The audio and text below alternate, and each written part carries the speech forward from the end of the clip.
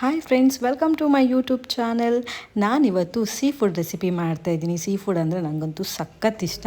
So ಯಾವಾಗಲೂ ಏನಾದರೂ ಹೊಸ ಹೊಸ ರೆಸಿಪಿ ಮಾಡೋಣ ಅಂತಲೇ ನೋಡ್ತಾ ಇರ್ತೀನಿ. ಈ ಸರಿ ನಮಗೆ ಫ್ರಾನ್ಸ್ ಸಿಕ್ಕಿತ್ತು. ಇದಂತೂ ತುಂಬಾ ಟೇಸ್ಟಿಯಾಗಿತ್ತು. ಇದ್ರದ್ದೊಂದು ಒಳ್ಳೆ ರೋಸ್ಟ್ ಮಾಡೋಣ ಅಂದ್ಕೊಂಡೆ. ನಾನು ಗೀ ರೋಸ್ಟ್ ಎಲ್ಲ ಹಾಕಿದ್ದೀನಿ. ಗೀ ರೋಸ್ಟ್ ಅಲ್ಲದೆ ಇರೋ ಒಂದೊಳ್ಳೆ ಬೇರೆ ರೋಸ್ಟ್ ಮಾಡೋಣ, ಯಾವಾಗಲೂ ಒಂದೇ ಥರ ಏನಕ್ಕೆ ಮಾಡೋದು ಅಂತ ಹೇಳ್ಬಿಟ್ಟು ಕೇರಳ ಸ್ಟೈಲ್ ರೋಸ್ಟ್ ಮಾಡಿದ್ದೀನಿ. ಇದಂತೂ ಮಾಡೋದು ಸಖತ್ ಈಸಿ, ಯಾರು ಬೇಕಾದರೂ ಮಾಡ್ಕೊಂಡು ತಿನ್ಬೋದು. ಇಲ್ಲಿ ನಾವೀಗ ಒಂದು ಅರ್ಧ ಕೆ ಜಿ ತಂದಿದ್ವಿ. ಅದು ಒಂದು ಅರ್ಧ ಕೆ ಜಿ ತಂದರೆ ಒಂದು 1/4 ಕೆ ಜಿ ಅಷ್ಟು ಆಗುತ್ತೆ ಅಷ್ಟೇ. ಅದು ಕ್ಲೀನ್ ಮಾಡಿಬಿಟ್ಟು, ಇದು ಕ್ಲೀನ್ ಮಾಡೋ ವೀಡಿಯೋನ ನಾನು ಗೀ ರೋಸ್ಟ್ ಮಾಡ್ತಾ ಅಪ್ಲೋಡ್ ಮಾಡಿದೆ. ಸಖತ್ ಈಸಿ ಕ್ಲೀನ್ ಮಾಡೋದು. ನೀವು ಬೇಕಿದ್ರೆ ಆ ವಿಡಿಯೋನ ಹೋಗಿ ನೋಡ್ಬೋದು. ಇವಾಗ ಇದನ್ನು ಮ್ಯಾರಿನೇಟ್ ಮಾಡ್ತಿದ್ದೀನಿ. ಜಸ್ಟ್ ಉಪ್ಪು ಮತ್ತು ಅರಿಶಿನ ಪುಡಿ ಎರಡನ್ನೇ ಹಾಕಿರೋದು, ಮತ್ತೇನು ಮಸಾಲೆ ಹಾಕಿಲ್ಲ. ಜಸ್ಟ್ ಅರಿಶಿನ ಪುಡಿ ಉಪ್ಪು ಹಾಕಿಬಿಟ್ಟು ಚೆನ್ನಾಗಿ ಮಿಕ್ಸ್ ಮಾಡಬೇಕು. ಇದು ಕ್ಲೀನ್ ಮಾಡ್ಕೊಂಡ ನಂತರ ಒಂದು 2-3 ಸರಿ ಚೆನ್ನಾಗಿ ವಾಶ್ ಮಾಡ್ಕೊಬೇಕು. ಆಮೇಲೆ ಉಪ್ಪು ಅರಿಶಿನ ಪುಡಿ ಹಾಕಿ ಚೆನ್ನಾಗಿ ಮಿಕ್ಸ್ ಮಾಡಿ ನೀವು ಎಷ್ಟೊತ್ತಾದರೂ ಮ್ಯಾರಿನೇಟ್ ಮಾಡ್ಬೋದು. ಫ್ರಿಜ್ಜಲ್ಲೇ ಇಟ್ಟು ಮ್ಯಾರಿನೇಟ್ ಮಾಡಬೇಕಂತ ಏನಿಲ್ಲ, ಹೊರಗಡೆ ಇಟ್ಟು ಮ್ಯಾರಿನೇಟ್ ಮಾಡ್ಬೋದು. ಇದಕ್ಕೀಗ ಮಸಾಲೆ ಮಾಡ್ಕೊಳ್ತಿದ್ದೀನಿ. ಮಸಾಲೆ ಅಂತೂ ಸಖತ್ ಸಿಂಪಲ್ಲು, ಎಂಥದ್ದು ಇಲ್ಲ. ಜಸ್ಟ್ ಕೊತ್ತಂಬರಿ ಮತ್ತು ಕಾಳು ಮೆಣಸು ರುಚಿಗೆ ಎಷ್ಟು ಬೇಕೋ ಅಷ್ಟು, ನಿಮ್ಮ ಖಾರಕ್ಕೆ ಎಷ್ಟು ಬೇಕೋ ಅಷ್ಟು, ಗಸಗಸೆ ತೊಗೊಂಡಿದ್ದೀನಿ ಮತ್ತು ಬೆಳ್ಳುಳ್ಳಿ ತೊಗೊಂಡಿದ್ದೀನಿ, 1-2 ಲವಂಗ ತೊಗೊಂಡಿದ್ದೀನಿ ಮತ್ತು ಹುಣಸೆ ಹಣ್ಣು. ಇಷ್ಟೇ ಮಸಾಲೆಗೆ ಹಾಕಿದ್ರೆ ಆಯಿತು. ಇಷ್ಟೇ ಹಾಕಿ ನೀಟಾಗಿ ಮಸಾಲೆ ಮಾಡ್ಕೊಬೇಕು. ಮತ್ತು ಖಾರದ ಪುಡಿ, ನಿಮಗೆ ಖಾರದ ಪುಡಿ ಎಷ್ಟು ಬೇಕೋ, ಅಂದರೆ ಪೆಪ್ಪರ್ ಹಾಕ್ಕೊಂಡಿರ್ತೀವಲ್ಲ, ಸೊ ಅದಕ್ಕೆ ಖಾರದ ಪುಡಿ ನೋಡಿಬಿಟ್ಟು ಹಾಕ್ಕೋಬೇಕು. ಕಲರ್ ಚೆನ್ನಾಗಿ ಕೊಡುತ್ತೆ. ನೀವು ಖಾರದ ಪುಡಿ ಇಲ್ಲಾಂದರೆ, ಇದು ನಾವು ಮನೇಲೇ ಮಾಡಿಸಿರೋ ಖಾರದ ಪುಡಿ, ಅದಕ್ಕೋಸ್ಕರ ಹಾಕ್ತಾಯಿದ್ದೀನಿ. ನೀವು ಬ್ಯಾಡಗಿ ಮೆಣಸಾದರೂ ಹಾಕ್ಕೋಬೋದು, ಅದು ಕಲರ್ ತುಂಬ ಚೆನ್ನಾಗಿ ಕೊಡುತ್ತೆ. ಹುಣಸೆಹಣ್ಣಿ ನೀರು ಹಾಕ್ಕೊಳ್ತಾಯಿದ್ದೀನಿ. ಹುಣಸೆಹಣ್ಣೆ ಫುಲ್ ಹಾಕ್ತಾಯಿಲ್ಲ. ನೀವು ಬೇಕಿದ್ರೆ ಲೆಮನ್ ಆದರೂ ಹಾಕೋದು. ಲೆಮನ್ಗಿಂತ ಹುಣಸೆಹಣ್ಣು ಹಾಕಿದ್ರೆ ತುಂಬ ಟೇಸ್ಟ್ ಆಗುತ್ತೆ. ಗೋಡಂಬಿ ಹಾಕ್ಕೊಳ್ತಾ ಇದ್ದೀನಿ. ಗೋಡಂಬಿ ಹಾಕಿದ್ರೆ ಸಖತ್ತು ಕ್ರೀಮಿ ಟೆಕ್ಸ್ಚರ್ ಕೊಡುತ್ತೆ. ಸೊ ಅದಕ್ಕೋಸ್ಕರ ಸ್ವಲ್ಪ ಗೋಡಂಬಿ ಹಾಕ್ಕೊಂಡಿದ್ದೀನಿ.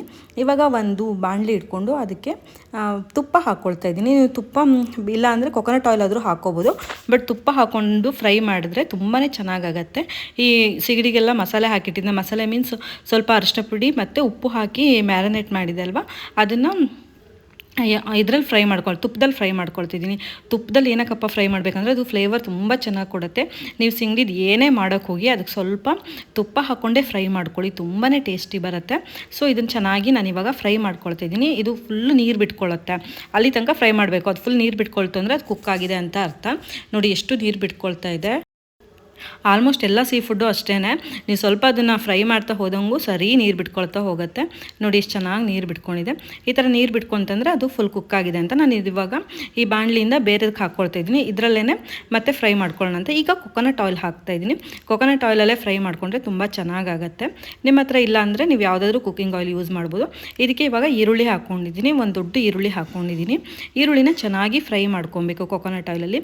ಅದು ಫುಲ್ಲು ಫ್ರೈ ಆಗಬೇಕು, ಅಲ್ಲಿ ತನಕ ಚೆನ್ನಾಗಿ ಫ್ರೈ ಮಾಡ್ಕೊಬೇಕು. ನೋಡಿ ಇದನ್ನು ನಾನು ಬೇರೆ ಪಾತ್ರೆಗೆ ಹಾಕಿ ಇಟ್ಕೊಂಡಿದ್ದೀನಿ. ಅದು ನೀರು ಬಿಟ್ಟಿತ್ತಲ್ಲ, ಅದ್ರ ಸಮೇತನೇ ಬೇರೆ ಪಾತ್ರೆಗೆ ಹಾಕಿ ಇಟ್ಕೊಂಡಿದ್ದೀನಿ. ಇನ್ನೊಂದು ಕಡೆ ಅದೇ ಬಾಣಲಿಲಿ ಚೆನ್ನಾಗಿ ಈರುಳ್ಳಿನ ಫ್ರೈ ಮಾಡ್ಕೊಂಡಿದ್ದೀನಿ. ಈರುಳ್ಳಿ ಫ್ರೈ ಆಯಿತು. ಮಸಾಲೆ ಆವಾಗ ತೋರಿಸಿದ್ನಲ್ವ ಏನೇನು ಹಾಕಿದ್ದೆ ಅಂತ, ಅದೇ ಮಸಾಲೆನ ಈರುಳ್ಳಿಗೆ ಮಿಕ್ಸ್ ಮಾಡ್ತಾ ಇದ್ದೀನಿ. ಈರುಳ್ಳಿ ಚೆಂದ ಫ್ರೈ ಆದಮೇಲೆ ಮಸಾಲೆನ ಹಾಕ್ಕೊಂಡು ಮಸಾಲೆನೂ ಚೆನ್ನಾಗಿ ಫ್ರೈ ಮಾಡ್ಕೊಬೇಕು. ಏನಕ್ಕಂದರೆ ನಾವು ಅದನ್ನು ಯಾವ ಮಸಾಲೆ ಇಂಗ್ರೀಡಿಯೆಂಟ್ನು ಹುರ್ಕೊಂಡಿಲ್ಲ ಫಸ್ಟಿಗೆ. ಸೊ ಅದಕ್ಕೋಸ್ಕರ ಈರುಳ್ಳಿ ಜೊತೆಗೆ ಚೆನ್ನಾಗಿ ಫ್ರೈ ಮಾಡ್ಕೊಬೇಕು. ಮಸಾಲೆ ನೀವು ಕ್ವಾಂಟಿಟಿ ಎಷ್ಟು ಬೇಕೋ ಅಷ್ಟು ನೋಡಿ ಮಾಡ್ಕೋಬೋದು. ನಾನು ಇಲ್ಲೊಂದು ಇಬ್ಬರಿಗೆ ಆಗೋಷ್ಟು 2 ಟೈಮ್ಗೆ ಆಗೋಷ್ಟು ಮಾಡಿದ್ದೀನಿ. ಮತ್ತು ಅದು ಅರ್ಧ ಕೆ ಜಿ ಅಂತ ತಂದರೆ ಅದೊಂದು 1/4 ಕೆ ಜಿ ಬರುತ್ತೆ. ಎಲ್ಲ ಕ್ಲೀನ್ಲಿನೆಸ್ ಎಲ್ಲ ಆದಮೇಲೆ ಅದ್ರ ತಲೆಯೆಲ್ಲ ಹಾಕೋದಿಲ್ಲ ಅಲ್ವಾ, ಅದರಲ್ಲೇ ತುಂಬ ಹೋಗಿಬಿಡುತ್ತೆ.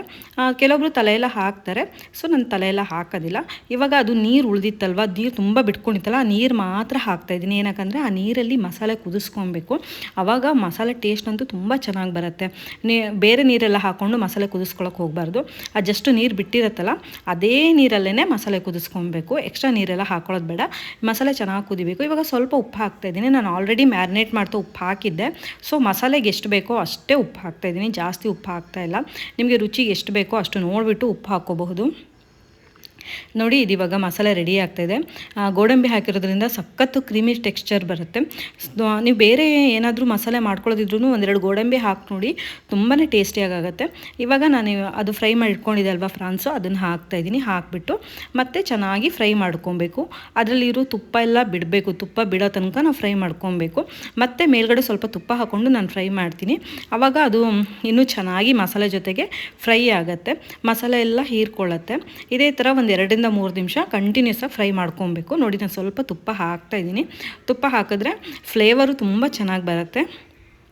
ಮತ್ತು ಅದು ಟೇಸ್ಟು ತುಂಬ ಎನ್ಹ್ಯಾನ್ಸ್ ಮಾಡುತ್ತೆ, ತುಂಬಾ ಚೆನ್ನಾಗಾಗತ್ತೆ.